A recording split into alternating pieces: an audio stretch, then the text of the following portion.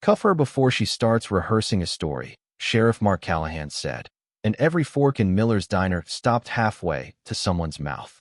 The rain had been falling for nearly an hour, ticking against the front windows like fingernails on glass, turning the parking lot into a sheet of black mirror under the neon open sign. Naomi Brooks stood beside the counter with a paper receipt in one hand and a to-go coffee in the other, her dark wool coat still damp at the shoulders, her face calm in a way that made the room feel even smaller. She had only stopped for dinner after driving almost 90 miles through back roads and wet highway, wanting nothing more than soup, coffee, and 5 quiet minutes before tomorrow morning.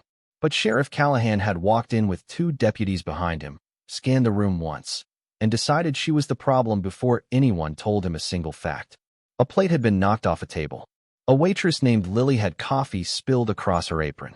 A man in a blue jacket had stormed out through the side door less than 5 minutes earlier.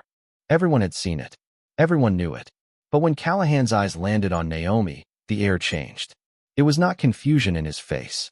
It was certainty.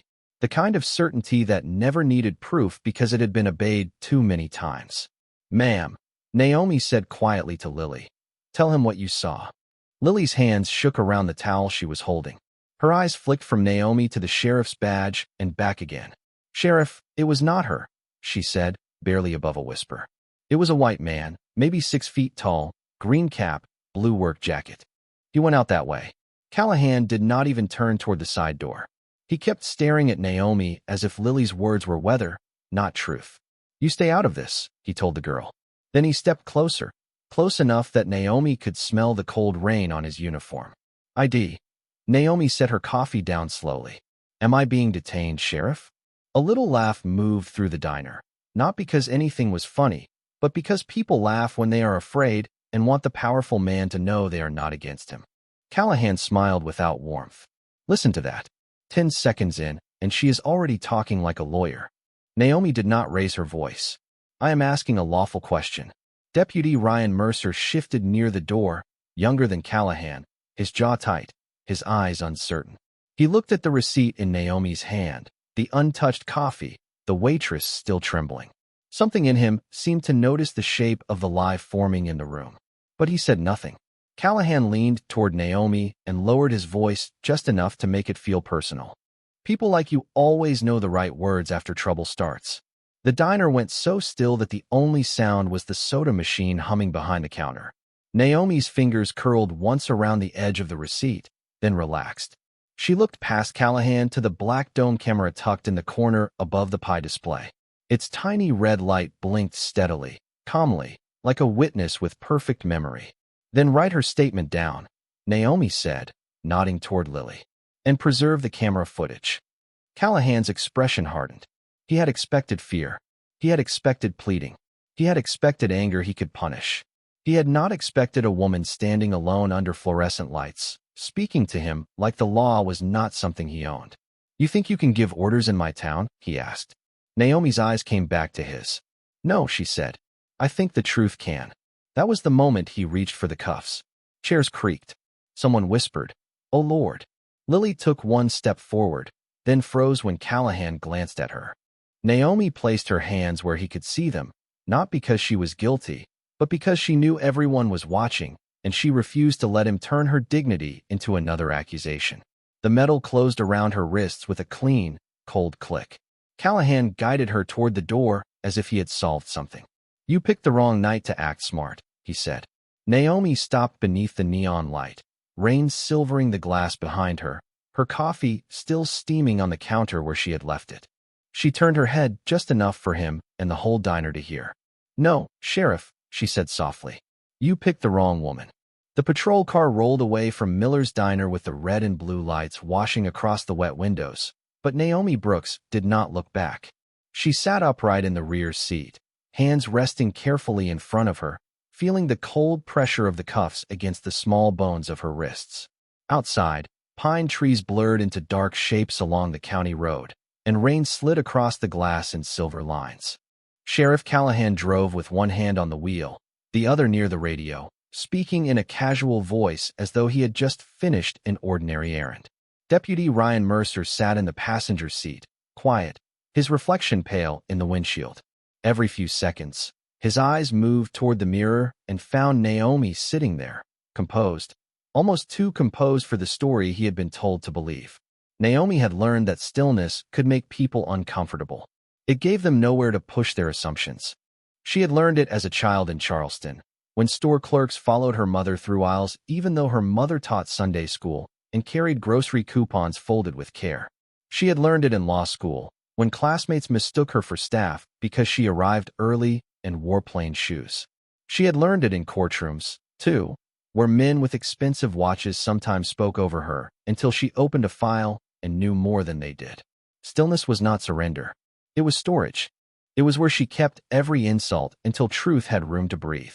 In the inside pocket of her coat, beneath the folded court assignment she had not shown, was a small leather notebook filled with names, dates, and case numbers connected to the very department now taking her in.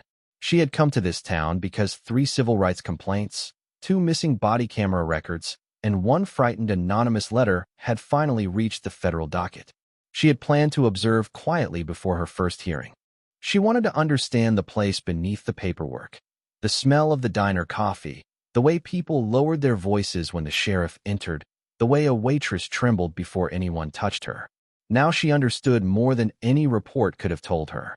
"You are awfully quiet back there," Callahan said, glancing in the mirror.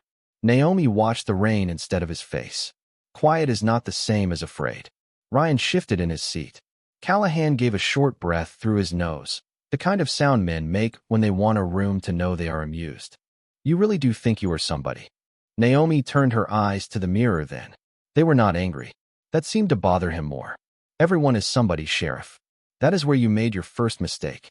No one spoke for the next 3 miles.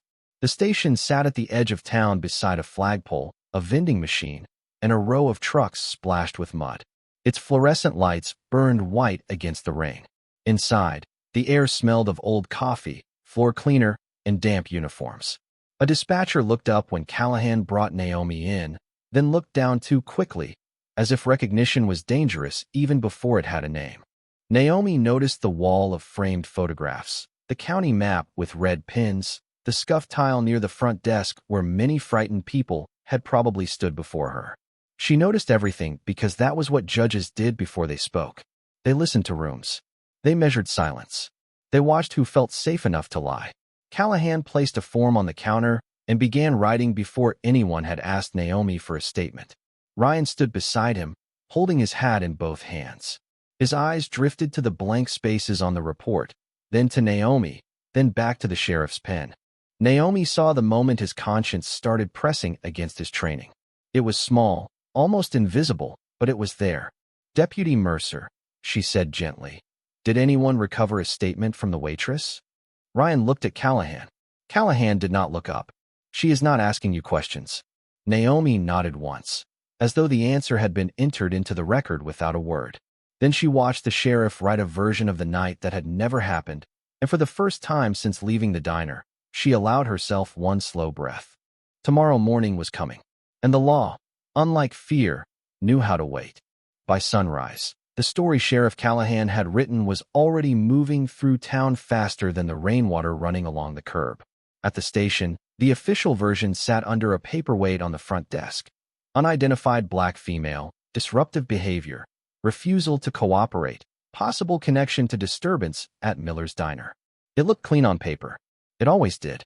Callahan had built 18 years of power on clean paper and dirty silence. His office stood at the back of the sheriff's department, past the bulletin board with charity pancake breakfast flyers, past the framed newspaper clipping that called him the county's steady hand, past the photograph of him shaking hands with the mayor during last summer's 4th of July parade. In that picture, Mark Callahan looked like the kind of man small towns trusted. Square shoulders, gray at the temples, flag pin on his uniform, smile practiced enough to look humble. But the people who lived under his badge knew the difference between safety and permission. They knew when to nod. They knew when to lower their eyes. They knew which complaints disappeared, which traffic stops lasted too long, which apologies were demanded from the wrong mouths. Callahan liked that kind of order. He called it respect. Others called it surviving. That morning, he poured coffee into a white mug with County Sheriff printed in blue and read over the report again, not because he doubted it, but because he enjoyed the weight of it. The words made Naomi smaller than she had been. They removed her calm. They erased Lily's trembling voice. They turned a woman with a receipt and a paper cup into a problem he had handled. Deputy Ryan Mercer stood just outside the door, pretending to check messages on his phone. He had slept less than 2 hours. Every time he closed his eyes, he saw the red camera light above the pie display, blinking in the corner like a warning. He saw Naomi in the back seat, not scared, not begging, just watching them as if she were remembering every word for a reason. Callahan glanced up. "Something on your mind, Mercer?" Ryan straightened. "Just wondering if we should get the diner footage before someone else does." Callahan gave him a slow look over the rim of his mug. "We do not chase evidence that does not matter." But the waitress said the suspect left through the side door. The room seemed to tighten around that sentence. Callahan set the mug down with careful softness. The waitress was nervous. People get confused. That woman was mouthy, uncooperative, and right in the middle of it. Ryan nodded, but the nod did not reach his eyes. Callahan saw that and disliked it immediately. Doubt was contagious. He had spent years teaching deputies that hesitation made them weak, that authority had to arrive loud and leave no room for questions. He had picked Ryan because the boy was local, polite, grateful for the uniform, and still young enough to shape. But something about Naomi Brooks had unsettled him. Not her words exactly. Her certainty. She had looked at him without the usual fear, and for a moment in the diner, Callahan had felt the strange irritation of being measured. He pushed the feeling away and stood. Through the blinds, the courthouse rose 2 blocks down, pale stone under a clearing sky. He had walked into that building hundreds of times, nodded at clerks, slapped attorneys on the shoulder, testified before judges who knew his first name. Court had never frightened him. Court was another room where his badge spoke before he did. His radio crackled from the desk. The dispatcher's voice came through thin and careful. "Sheriff, county clerk just called. You and Deputy Mercer are requested at the federal courtroom at 9 o'clock. Callahan frowned. "For what?" A pause followed, just long enough for Ryan to look up. "They said it concerns last night's detention." Callahan's jaw worked once. Then he smiled, but it was too flat to be real. "Good," he said, reaching for his hat. "Let us put this nonsense to bed." Ryan followed him out, passing the holding area where Naomi had been released on administrative notice less than an hour earlier.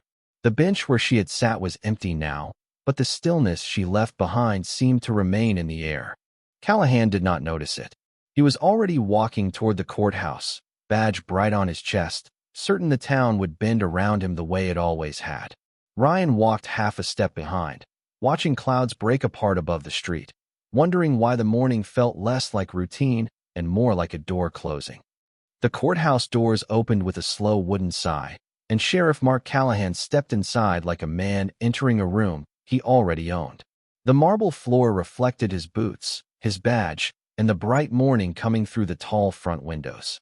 Deputy Ryan Mercer followed him through security, quieter than usual, his hat tucked under one arm, his eyes moving from the federal seal on the wall to the clerk at the front desk. This was not the county courtroom where everybody knew Callahan's coffee order. This was federal court, colder, cleaner, less forgiving. The air smelled of polished wood, paper files, and old stone. Every sound carried. Every whisper seemed to know where to land. Callahan signed in with a bold stroke of the pen and gave the clerk a look that usually made people hurry. The clerk did not hurry. She checked a printed list, marked his name, and said, "Courtroom 2." Her voice was flat, professional, untouched by his uniform. That alone irritated him. In his town, people softened when they saw the badge. They leaned back, smiled quickly, or apologized before knowing why. Here, the badge was just metal pinned to cloth. Ryan noticed it too. He saw how the United States Marshals near the hallway did not step aside for Callahan. They simply watched him pass. The sheriff kept walking, but something in his shoulders tightened. Courtroom 2 was already half full. A few attorneys sat at the front tables with laptops open. A federal clerk arranged folders beside the bench. 2 men in suits spoke quietly near the gallery. At the back, Lily from the diner sat with both hands wrapped around a paper cup she had not touched. When Ryan saw her, his stomach dropped. She was wearing the same tired expression from the night before, but there was something different now. She was not alone. Beside her sat an older woman with silver hair and a calm face, holding a sealed evidence envelope in her lap. Ryan knew what was inside before he saw the label. The camera footage. Callahan saw Lily a second later and stopped just long enough for Ryan to feel it. Then the sheriff recovered, smiled thinly, and walked to the front as if surprise could be hidden by confidence. "This is getting dramatic," he muttered. Ryan did not answer. He was looking at the bench. A polished nameplate had been placed there, but from where he stood, the angle made the words hard to read. The empty chair behind it seemed larger than it should have. Callahan leaned toward the government attorney at the table. "Who called this hearing?" The attorney looked up from her folder. "The court did."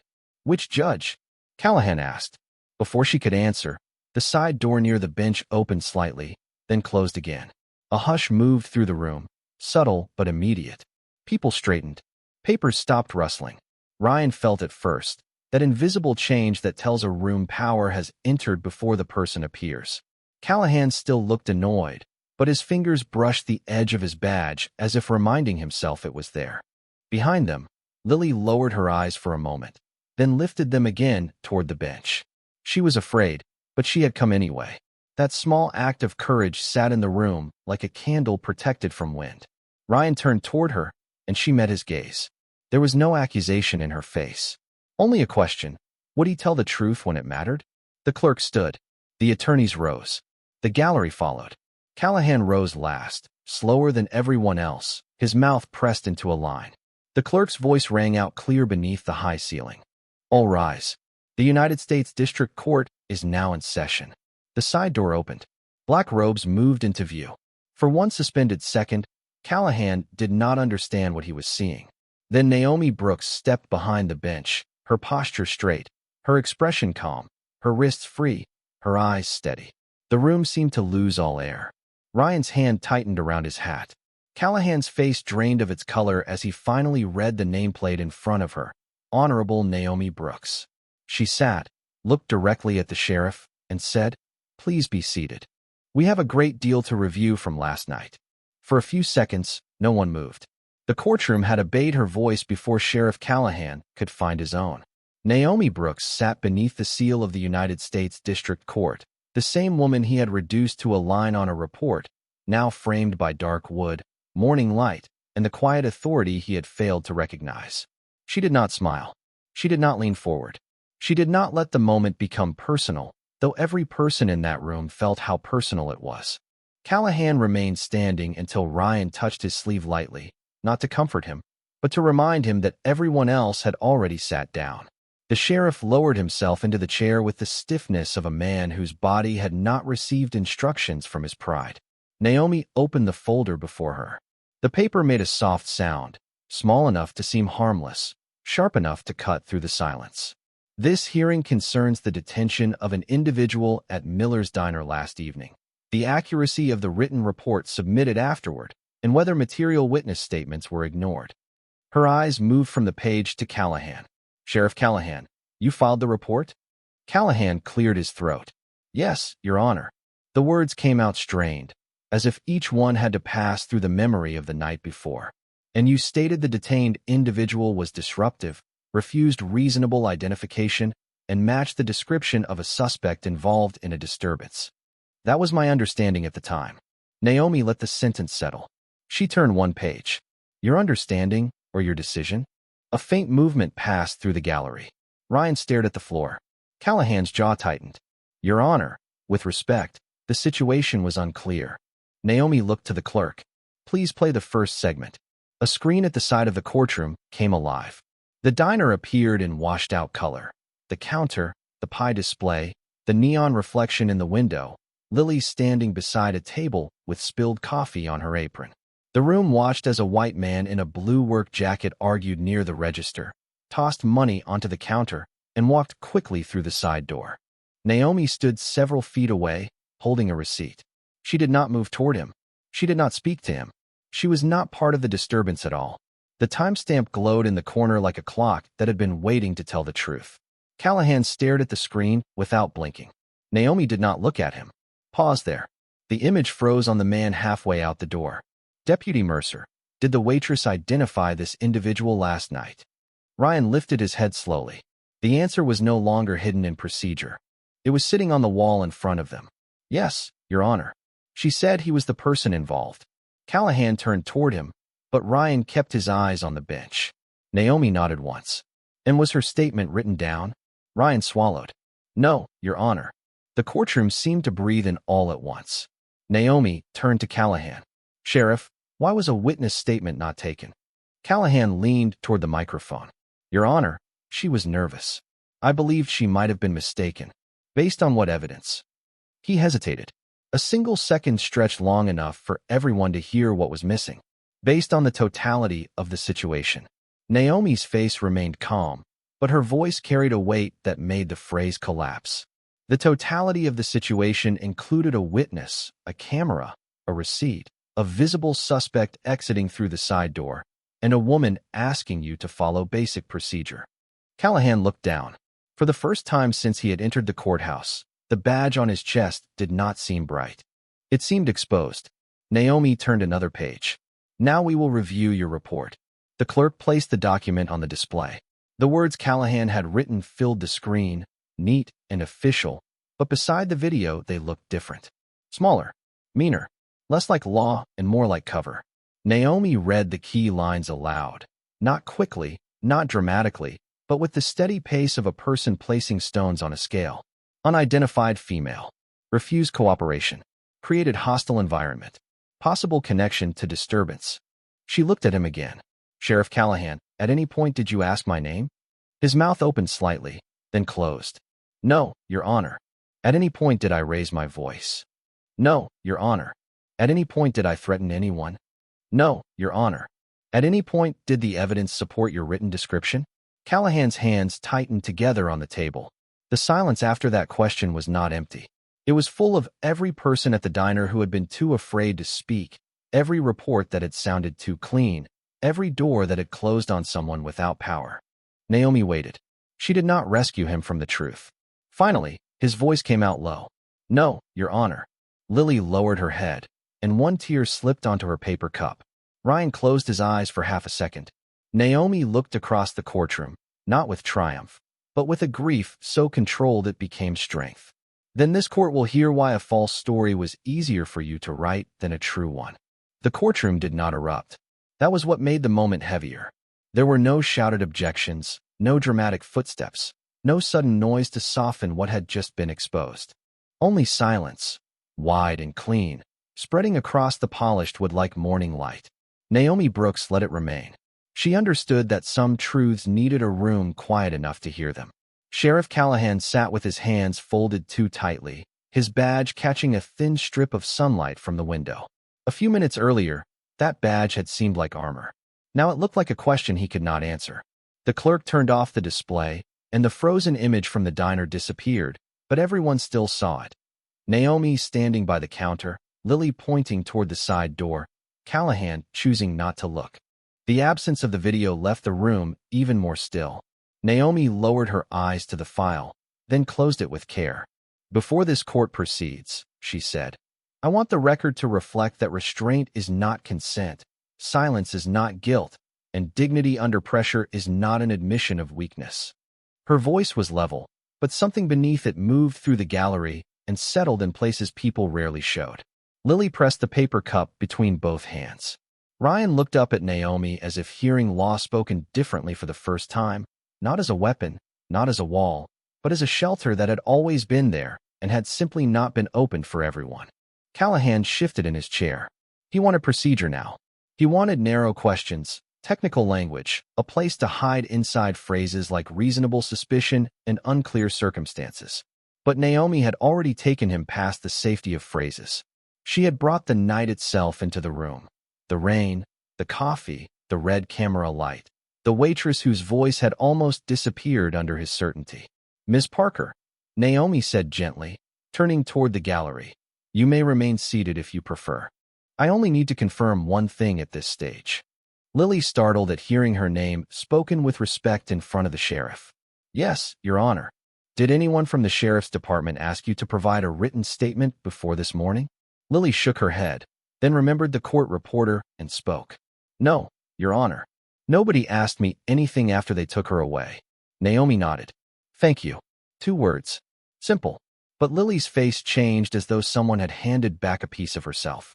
Callahan stared at the table. It was not guilt yet, not fully. Guilt required courage. What sat on his face first was exposure. He was a man used to controlling the first version of a story, and now the first version had been stripped of its uniform. Naomi turned to Ryan. Deputy Mercer, when a witness gives information that contradicts an assumption, what is the proper response? Ryan's throat moved. Document it, Your Honor. Preserve it. Verify it. And did that happen? No, Your Honor. His voice was low, but it did not break. Callahan looked at him again, sharp and disappointed, yet Ryan did not look away this time. He kept his eyes on the bench, not because he was brave enough to challenge everything, but because he had finally become too ashamed to protect what he knew was false. Naomi watched him for one measured breath. She saw the young deputy from the patrol car, the one who had noticed the truth and swallowed it. She saw the cost of obedience when it is confused with loyalty. Then she turned back to Callahan. Sheriff, authority gives you responsibility before it gives you control. That distinction appears to have been lost last night. The words landed without volume. They did not need volume. Outside the tall windows, the last of the storm clouds drifted apart, and sunlight reached the floor in pale rectangles. Dust moved through the beams slowly, almost peacefully. For a brief moment, Naomi's hand rested beside the closed file. Fingers relaxed, the faint marks at her wrists barely visible beneath the sleeve of her robe. She did not look at them. She did not need to. Everyone else had already seen enough. The room held its breath around that small evidence of the night before, and in that breath, power changed shape. It was no longer the man with the badge. It was the woman who had every reason to humiliate him and chose instead to make the truth stand upright, where everyone could see it. The hearing moved into its second hour, and the room began to understand that last night had never been the whole story. Naomi Brooks requested the previous complaint files tied to Sheriff Callahan's department, and the government attorney placed 3 folders on the table with a care that made the sound feel final.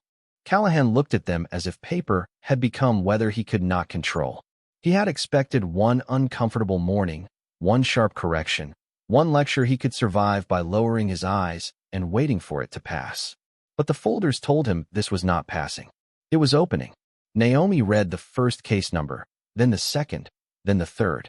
Each one carried the weight of someone who had once tried to speak and had been turned into a problem on paper. A retired school bus driver stopped after dark because his taillight was supposedly out, though inspection records later showed it was working. A college student questioned for nearly 40 minutes outside a gas station because he seemed nervous, though the store camera showed him doing nothing more than buying a bottle of water. A nurse coming home from a 12-hour shift, written up as uncooperative after asking why she had been pulled over. Naomi did not dramatize the names. She did not need to. The repetition did the work. Pattern has a sound when a courtroom finally becomes quiet enough to hear it. Ryan Mercer sat very still, the color rising slowly in his face. Some of those reports had crossed his desk. Some he had signed without reading closely because Callahan had said they were routine. Routine. The word now felt like dust in his mouth.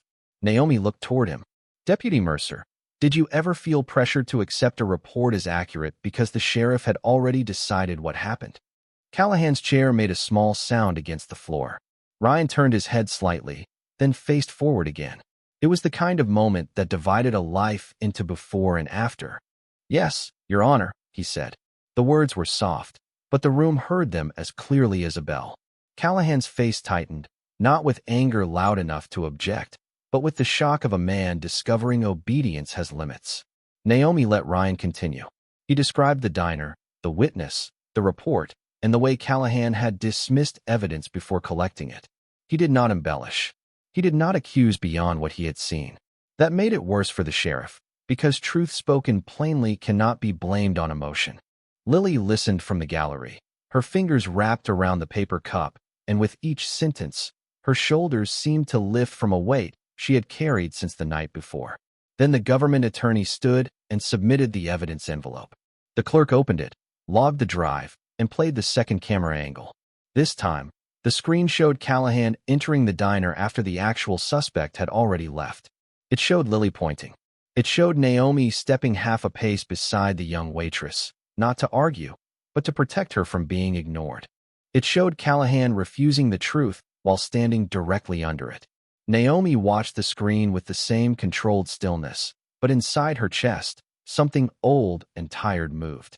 Not surprise. Recognition. The law could punish one man, but a courtroom had to do more than punish.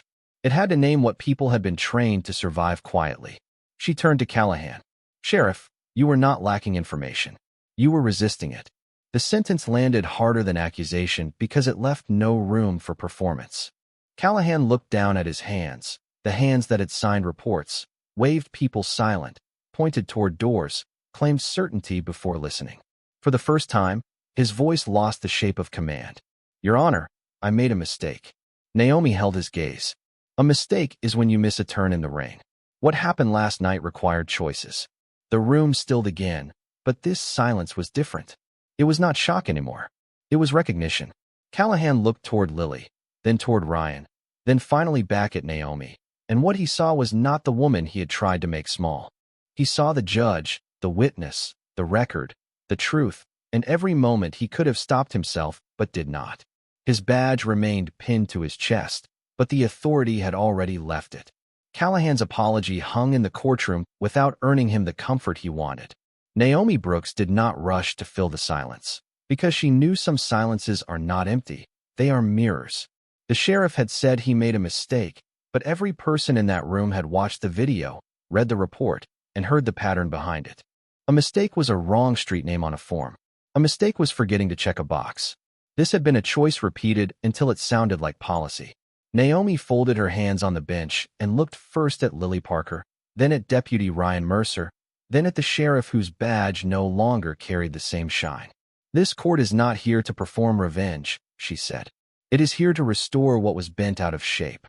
Callahan lifted his eyes slowly. For a moment, the old reflex returned, the instinct to defend himself, to explain, to turn his embarrassment into injury.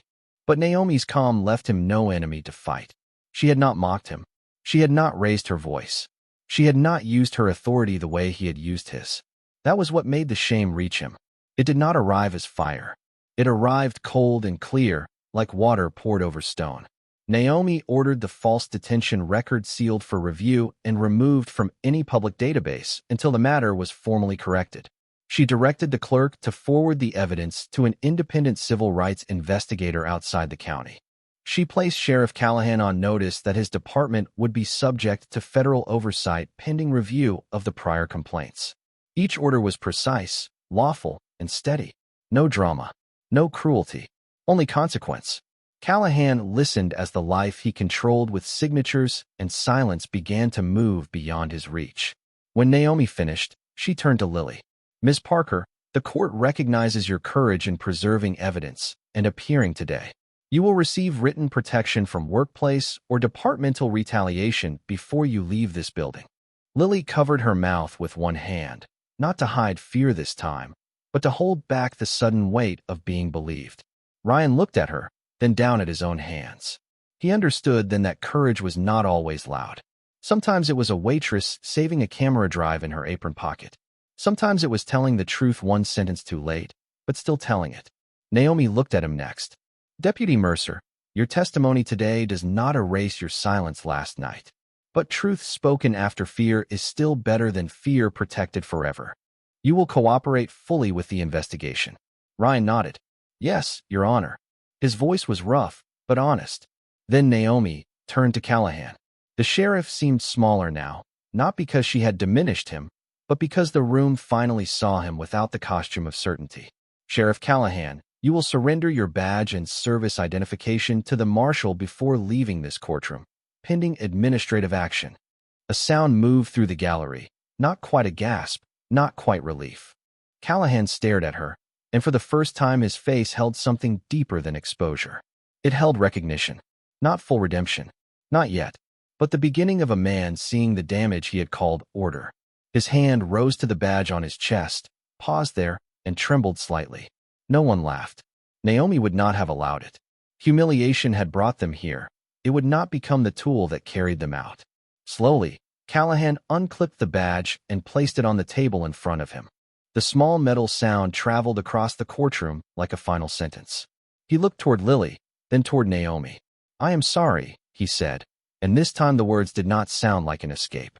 They sounded like the first step into a room he had avoided for years. Naomi held his gaze. "An apology begins after the consequences are accepted, Sheriff. Not before." Callahan lowered his head. Outside, sunlight spread wider across the courthouse floor, touching the aisle, the witness chair, the tables where truth had been laid bare. Naomi rose, and the room rose with her. She had every reason to leave him crushed. Instead, she left him accountable. And in that difference, everyone present understood the strength he had mistaken for weakness. The courtroom remained standing until Naomi Brooks disappeared through the side door, and only then did the sound return in pieces, a chair sliding back, a folder closing, someone breathing as if they had been holding air for an hour. Sheriff Mark Callahan stayed seated while the marshal collected the badge from the table. Without it, the front of his uniform looked strangely unfinished, like a sentence missing its last word. He did not argue. He did not look around for sympathy. For the first time that morning, his silence did not feel like control. It felt like understanding arriving too late, but arriving. Deputy Ryan Mercer stepped away from the table with his hat pressed against his chest. He looked toward Lily Parker, who stood near the back row with the older woman who had helped her deliver the camera drive. Lily's eyes were red, but her shoulders were no longer folded inward. She gave Ryan a small nod, not forgiveness, not friendship, just recognition that truth had finally been spoken where fear had once filled the room. Ryan returned the nod with the careful humility of someone who knew he had much more to repair than one testimony could cover. In the hallway, sunlight spilled through the tall courthouse windows and stretched across the marble in long pale bands. The storm had passed. Outside, water still clung to the courthouse steps, shining under the late morning sun, and traffic moved along Main Street as if the town had not changed. But inside, something had shifted that no siren could announce. Naomi walked alone beneath the high ceiling, her robe moving softly around her legs, her case file tucked against her side. Clerks stepped aside with quiet respect, but she did not carry herself like someone seeking admiration. She looked tired, steady, and human. Near the elevator, Lily waited. For a moment, neither woman spoke. The younger woman held the paper cup she had carried all morning, now empty and bent slightly at the rim. "I was scared," Lily said. Her voice was small, but it did not hide. Naomi turned toward her fully. "So was I." Lily looked surprised. Naomi's expression softened, not into weakness, but into honesty. "Courage is not the absence of fear, Miss Parker. Sometimes it is keeping your hands steady long enough to save the truth." Lily lowered her eyes, and this time the tears that came were quiet and clean. Naomi reached into her folder and handed her a copy of the protection order. "Keep this with you. And keep your voice." Lily took the paper with both hands. Down the hallway, Callahan emerged from the courtroom with the marshal beside him. He stopped when he saw Naomi. The space between them held the diner, the report, the video, the badge on the table, and everything he could no longer pretend had not happened. He opened his mouth, then closed it. Naomi did not give him anger to hide behind. She simply looked at him, and in that look was the full cost of what he had done and the full restraint of what she chose not to do. Callahan lowered his eyes. Not in performance, not in strategy, in recognition. Naomi turned away first. She did not need to watch him fall to know that accountability had begun. When the elevator doors opened, she stepped inside with Lily's quiet thank you still behind her and the courthouse light bright on her face. As the doors started to close, Ryan saw the nameplate being carried past by a clerk for the next session, Honorable Naomi Brooks. The brass caught the sunlight for one brief second and flashed gold against the gray hallway. No one clapped. No one cheered. Outside, rainwater slipped from the courthouse roof in slow drops, and the town kept breathing under a washed-clean sky. Justice had not shouted. It had entered quietly, sat high above the room, listened to every lie, and left the truth standing where everyone could see it.